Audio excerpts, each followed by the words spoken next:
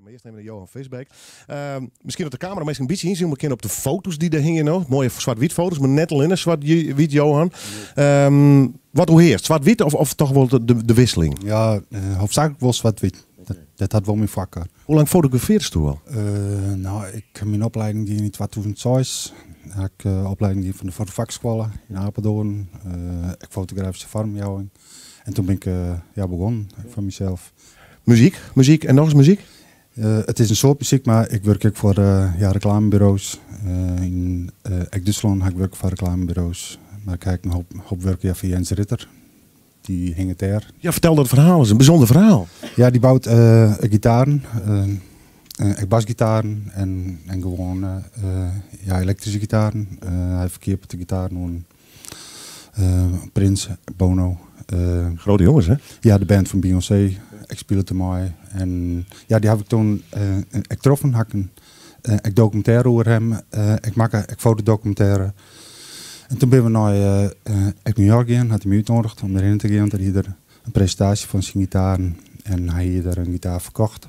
En hij had daar een gitaar in een museum hangen. En hij is de enige Europeaan die daar een instrument hangen had. Wat leuk, jong. Dat is de foto's van mij meest. Ja, dat is prachtig. Dat is uniek. Dus ja, dat vind ik wel mooi. Ja. Iets verderop, kleurenfoto van Blauwzoen. Ja. Bijzonder, man. Ja, zeker. Ja, hij speelde op een festival in Hoensruk, het Lotfestival.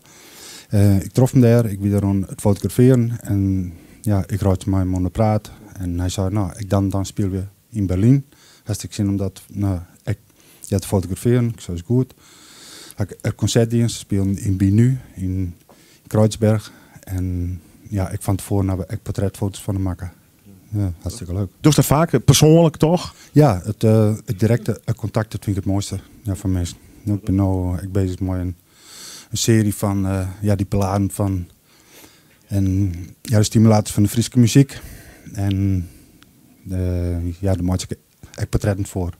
Spannend. Ja. Had je expositieruimtes, sites of dat soort dingen? Ik heb een site, www.johanvisbeek.com. Op Facebook ben ik wel te vinden.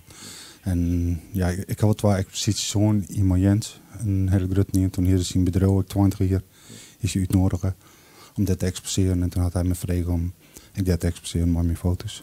Ja. Ik vond het fantastisch. Dat is in ieder geval de foto's die hierop hangen. Krijg je haast weer om? Ja, ik vond het ook fantastisch dat ze hierheen mochten. Kom je nog eens weer om dan? Ja, graag. Ja, dat hoort hier. En we treffen elkaar. Johan Visbeek. Kom. Hartstikke mooi. Dankjewel, jongen.